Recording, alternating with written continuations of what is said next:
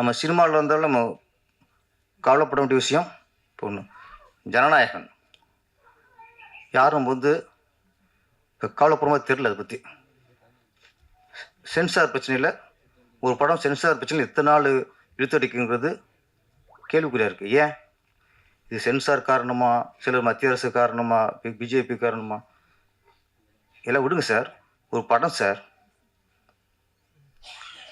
Sensor ஒரு படைப்புங்கிறது சில sensor வன்முறைனா வன்முறை குறைம்பாங்க, ஆபாசம் அதிகம் ஆபாசத்தை குறைம்பாங்க, இல்லை கூடுதலாக இருந்தால் ஏசி பிட்டு கொடுத்துருவாங்க, ரிலீஸ் பண்ணிக்கோ, ஆனால் ஏசி பிட்டு தான்பாங்க. இவ்வளோ தானே சார் மேட்ரு, இவ்வளோ தானே மேட்ரு. அதில் நீங்கள் கட் பண்ண சொல்லி அவங்க கட் பண்ண மாட்டோம் அப்படின்னு பிடிவாதம் இருந்தீங்கன்னா பிரச்சனை இருக்கும். என்ன சொன்னீங்க? என்ன வெளிப்பட கோர்ட்டு படக்கும் வெளிப்படைத்தன்மை வேணும், அதுவும் இல்லை இங்கே.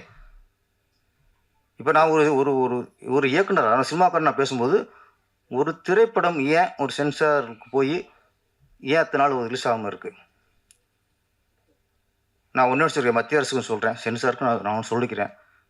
ஒரு ஆண்டில் தமிழ் திரையுலகில் மட்டும் ஒரு ஆண்டில் 1000 கோடிக்கு மேலாக எங்கள் சினிமா வரிப்பணம் உங்களுக்கு வருது.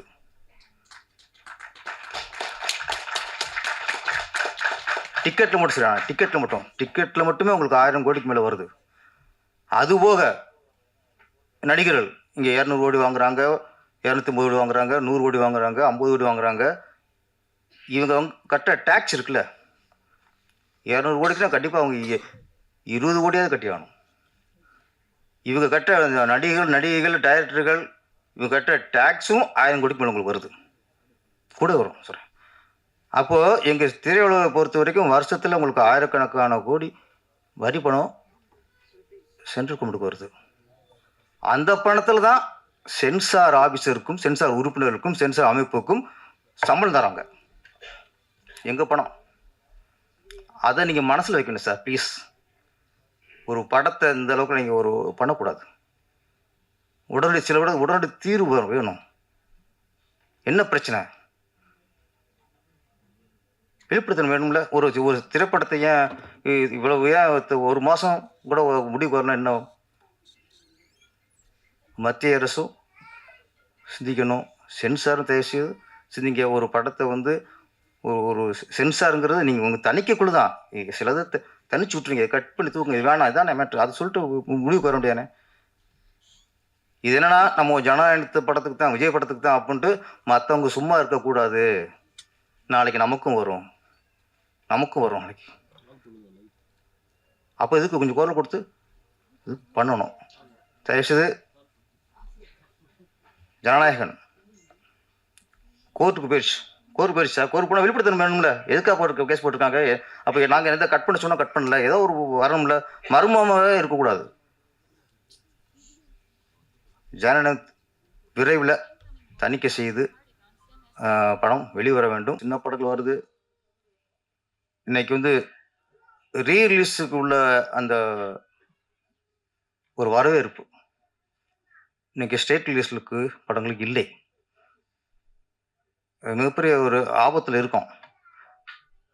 படையப்பா வந்துச்சு, பெரிய ஹிட்டு. அது கூட சின்ன இப்போ இந்த படங்கள் எதுவும் கலெக்ஷன் ஆக மாட்டேங்குது. இப்போ மங்காத்தா இந்த 4 நாளைக்கு ஃபுல் ஆயிடுச்சு தேட்டலாம். அதோட இந்த படங்கள் திணறுனா இப்போ திரௌபதி 2 மங்காத்தா கூட அது வந்துச்சு. இப்போ அவர் இயக்குனர் மோகன்ஜி அவர் தைரியத்தை பாராட்டணும் சார். மோகன்ஜி தைரியத்தை.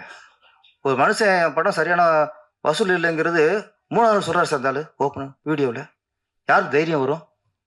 எல்லாருமே ஃப்ளாப்பான படத்துக்கு ஒரு 2வது நாளே வெற்றியில் கொண்டாடிருக்காங்க. படம் கலெக்ஷன் ஆகலை, ஆனால் சக்ஸஸ் மீட்டிங். ஆனால் ஒரு மோகன்ஜிங்கிற ஒரு இயக்குனர் உண்மையை நான் பாராட்டுறேன். மங்காத்தாவோட விட்டு தப்பு. மங்காத்தாக்குள்ள வரவேற்பு என் படத்துக்கு இல்லை, அங்கேயும் ஓப்பனிங் வந்து என் படத்துக்கு இல்லைன்னு ஒரு மனுஷன் 3வது நாள் வந்து பேட்டி கொடுக்குறான்னா உண்மையிலே ஒரு தைரியமான இயக்குனர் அவர். பொய்யா வந்து என் படம் வெற்றி ஒரு 2 நாள் இவ்வளோ வசூல், 3 நாள் அந்த வசூல்னு சொல்லாமல் ஓப்பன் ஸ்டேட்மெண்ட். ஆனால் படம் நல்லா டாக் இருக்கு. பார்த்தவங்க சொல்கிறாங்க நல்லா இருக்குங்கிறாங்க. ஒரு சின்ன பட்ஜெட்டில் பிரமாணம் எடுத்திருக்காங்க, எல்லாம் பாராட்டெலாம் இருக்குது. என்னன்னா நம்மளுக்கு மக்கள் வந்து இந்த சிறிய படங்கள் பார்க்க பயப்படுற சொல்லலாம். அந்த பயம் வந்து அங்கே போகாம, ஏற்கனவே வெற்றி அடைஞ்ச படம் மங்காத்தா வரும்போது அதுக்கு போயிடுறாங்க. அப்ப சிறிய படங்கள் பார்க்குற பயத்த நம்ம தமிழ் திரையுலகம் குடுத்துருக்கு. அது குடுத்தனால தான் தயங்குறாங்க. இது தொடர்ந்து நெறைய படங்கள் இப்ப ரெடி ஆயிட்டு இருக்கு. இப்ப பாருங்க, ரஜினி சார் படமே, அடுத்து எஜமான், மன்னன் எல்லாம் ரெடி ஆயிட்டு இருக்கு. அதுக்கப்புறம் விஜய் சார் படம், தெறி இது மாதிரி ரெடி ஆயிட்டு இருக்கு. நெறைய படங்கள் ரீரிலீஸுக்கு இப்ப ரெடி ஆயிட்டாங்க. இது இப்ப ஸ்ட்ரெயிட்டா படம் ரிலீஸ் ஆகுறதுக்கு ஆபத்தை உண்டாக்கும். அப்ப இங்கேயும் புடிசர்ஸ்லாம் ராஜன் சார் புடிசரை பத்தி பேசிட்டே இருப்பாரு. உஷாரா இருங்கய்யா, சரியா இருங்கய்யா, கரெக்டா இருங்கய்யா அப்படின்ட்டு. ஒரு கண்ட்ரோல், ஒரு கட்டமைப்பு வேணும். இப்போ ரீரிலீஸ் வரும்போது இன்னொரு சின்ன படங்கள் பண்ணக்கூடாது, அதெல்லாம் வரும். ஏன்னா நம்ம தான் பாதிப்பு, நம்ம தான். இது மங்காத்தாவை ஓடாலும் பாதிப்பு இல்லை. ஏன்னா ஏற்கனவே ஓடி பல கோடி வசூலான படம் அது. ஆனால் இப்போ ஃப்ரெஷ்ஷாக வந்து ஒரு படம் அதோட மோதி சரியாக போலிங்கும்போது இது வாழ்க்கை பிரச்சனை. அது ஓடினா ஒன்றும் பிரச்சனை இல்லை, ஓடலாம் பிரச்சனை இல்லை. ஏற்கனவே வெற்றி படம் தானே. படையப்பா அப்போ வந்து ஓடினாத்தான் ரஜினி மார்க்கெட்டா, மங்காத்தப்ப ஓடினாத்தான் அஜித்துக்கு மார்க்கெட்டா? அது ஒரு ஒரு ஃபேண்டசி. ரீரிலீஸுங்கிறது ஃபேண்டசி, ஸ்ட்ரெயிட் ரிலீஸுங்கிறது வாழ்க்கை, வாழ்வாதாரம். அப்போ ஃபேண்டசி படம் ரிலீஸ் ஆகும்போது வாழ்வாதாரம் படம் அடிபடுது. இன்னைக்கு திரௌபதி 2ங்கிறது இன்னைக்கு மங்காத்தோட ரிலீஸ் ஆகி அது தள்ளாடுது. இதெல்லாம் பிடிச்சிட்டு கவனிக்கணும். நம்ம நாட்டுக்கு அப்படியே வெளியே வந்து அன்னைக்கே அடிச்சு நம்ம ஓச்சிப்போம் ஒரு இயக்குனர், ஒரு தயாரிப்பாளரை. இது நிறைய படம் வரப்போகுது. அதுதான் சொல்கிறேன். நிறைய படங்கள், ரஜினி படம் நிறையா இருக்குது, விஜய் படம் நிறையா இருக்குது, அடுத்து அஜித் படம் நிறையா ஆரம்பிச்சுருவாங்க. உன்னை இருந்தால அது ஒன்று ரெடியாக இருக்குது, போயிட்டுருக்கு. இயக்குனர் அருண்குமார் சேரனுக்கு நன்றி சார். கரெக்டாக சொன்னேன்? ஆமாம்மா, சத்தியம். இது வேற சத்தியம் சொல்லிட்டு இருக்கு. ஆமாம், அவரே கதாநாயகன். ஆமாம், கதைக்கு ஏற்ற நாயகன். வழக்கம் போல் கதாநாயகி வரல. அது வந்து ராஜன் சார் டிபார்ட்மெண்ட்டு, அவர் பேசுவார் அதை பற்றி. கதாநாயகி வரல. நீங்கள் எவ்வளோ சொன்னாலும் நான் சரியாக படம் ஆரம்பிக்கும் போது கதாநாயகிட்ட ஒரு சத்தியம் வாங்கணும். நான் ஆடியோ லஞ்சுக்கு வருவேன், எல்லா ப்ரொமோஷனுக்கு வருவேன், இது இந்த படத்தின் மீது சத்தியம் அப்படின்னு சத்தியம் பண்ணிட்டு தான், ப்ராமிஸ் வாங்கிட்டு தான் நீங்கள் படத்தை ஆரம்பிக்கும் போல இருக்கு. இந்த ஆடியோ லஞ்சில் பாடல் உண்மையாக ரொம்ப காலத்துக்கு அப்புறம் நிறைய ஆடியோ லஞ்ச் வந்திருக்கோம். 3 பாடலுமே நம்மளை ஈர்த்தது. ஏதோ பாட்டு பார்க்கணும் இல்லாமல், டியூனும் சரி, வரிகளும் சரி, கவிஞர் பாலா அவர்கள் முழுக்க ஒரு தமிழ் ஆளுமை இருந்துச்சு. நல்லா பண்ணிக்காரு. நிறைய வரிகள், இளமை பொல்லாதது, நிறைய வரிகளை நல்ல சில வார்த்தைலாம் போட்டிருந்தீங்க சார். நன்றி சார், நன்றி. ஆமாம், அந்த உடைந்து போனேன் நான், அது உண்மையிலேயே கொஞ்சம் பார்க்க நமக்குள்ள ஒரு இறுக்கம் வருது. எப்பவுமே இசைங்கிறது சிலது வந்து நம்ம ரசிக்கிறதுக்கும் நம்ம ஆடுறதுக்கும் ஜாலியாக இருக்கும் பயன்படும். சில இசை தான் நம்ம இதயத்துக்கும் அதுக்கும் ஒரு பாலத்தை அமைக்கும். இந்த 3 பாடலுமே இதயத்துக்கும் இசைக்கும் ஒரு பாலம் அமைச்சு. சரவணன் தீபன் அவர்கள் உண்மையிலே மிகச்சிறந்த இசையமைப்பாளர் சார். அது மாதிரி விஷுவல், அந்த 3வது சாங்கு கேமராமேனுக்கு வாழ்த்துக்கள், நல்லா ஒளிப்பு செஞ்சிருந்தாரு. கதை இருக்குங்கிறது தெரியுது. ஆனால் இப்போ ட்ரெயிலர் பார்க்கும்போது சில கதை இருக்கு அப்படிங்கிறது கொஞ்சம் மனசுக்கு படுது. ஏன்னா அங்கங்கே லவர் தலையில் சத்தியம் பண்ணிட்டே இருக்காரு. ஒருத்தர் எங்கே அதிகம் சத்தியம் பண்ணுறானோ அங்கே உஷாராயிடணும். ரொம்ப ரேராக சரியான இடத்துல சத்தியம் பண்ணால் தான் அது சரியாக இருக்கும். அப்பப்போ நான் சத்தியம் சொல்கிறேன்னா, நான் சத்தியம் ஒரு நாளைக்கு 10 சத்தியம் பண்ணுவாங்க. அவன்கிட்ட கொஞ்சம் டேஞ்சராக இருக்கணும் அப்போ. ஆமாம், இந்த ஹீரோ தெரில எத்தனை சத்தியம் பண்ணான்னு தெரில. ஆனால் அப்பப்போ காயலி தலையில் சத்தியம் பண்ணுறாரு. அப்பயே அதில் கதை இருக்குன்னு தெரிஞ்சு போச்சு. முந்தான முடிச்சில் இன்ட்ரோல் பேஸ்மெண்ட் பாக்கியராஜ் மேலே ஊர்வசி பள்ளி சுமத்துருவாங்க. கடைசி பாக்கி சொல்லுவார், குழந்தைய போட்டு இதை தாண்டும் பாரு, தாண்டிடுவாங்க. பொய் சத்தியம் தான், தாண்டிடுவாங்க. அங்கேயே கதை ஆரம்பிக்கும். அது மாதிரி இவர் கதாநாயகி தலையில கை வச்சுட்டாரு, கதை ஆரம்பிச்சிருச்சுன்னு நினைக்கிறேன். நான் அந்த சத்திய சோதனைங்கிறது அப்புறம் வரும். செகண்ட் ஆஃப் சத்திய சோதனை நினைக்கிறேன். Okay okay.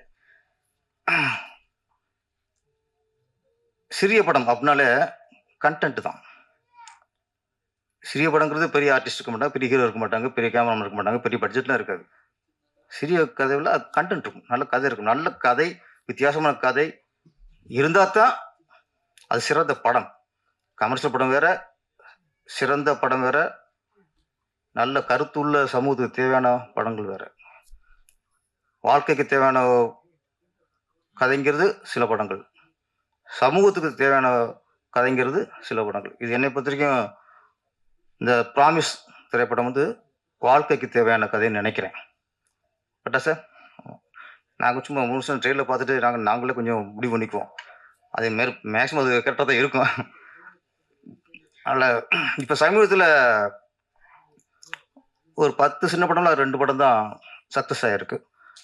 சில சின்ன சின்ன படங்கள் வந்துட்டு அப்புறம் சின்ன படங்கள் பார்க்குற அந்த மோகத்தையும் வேகத்தையும் குறைச்சிருது. ஆடியன்ஸ் பயப்படுறாங்க. சிலர் வந்து ஆசை படம் பண்ணிடுறாங்க. ஏதோ படம் பண்ணணும், நம்மளுக்கு பிடிச்சிரு, நம்மளுக்கு ஹீரோ, அது பண்ணி ஒரு அனுபவம் இல்லாது, தொழில் தெரியல, அனுபவம் இல்லை, இதில் பண்ணி பண்ணனால சின்ன சின்ன படங்களுக்கு மக்கள் வந்து பயப்படுறாங்க. இந்த படம் ப்ராமிஸ் வந்து அந்த நம்பிக்கை கொடுக்குது. சிறிய படம் வந்தாலும் இது நல்ல ஒரு படமாக இருக்கிற நம்பிக்கை கொடுக்குது. நல்ல கண்டென்ட்டு. சின்ன லைனில் சொன்னார், அதை நம்ம கதையை ஓப்பன் பண்ணிடக்கூடாது, அப்புறம் ஏன்டா அப்புறம் பேச கூட்டணும்னு அவர் டயர்ட் ஃபீல் பண்ணிடுவார். அந்த கண்டென்ட் நல்லா இருக்கு, தேவையான கண்டென்ட் தான். ஆமாம், மனைவிமார்கள் ஈஸியாக புருஷனை நம்பிடுவாங்க, அது காதலை நம்பிடுவாங்க. ஆமாம், அதுக்கப்புறம் வர வினைகள்லாம் அப்புறம் வேறு விஷயம். இந்த படம் கண்டிப்பாக வெற்றி அடையணும். நேவிலேருந்து வந்திருக்காரு ப்ரொடியூசரு. லென்த் அடிச்சார்ல, அடிச்சாருவாங்க. ஆமாம், மிஷின் கன் மாதிரி. வாழ்த்துக்கள் சார். ராஜன் சார், வாழ்த்துக்கள்.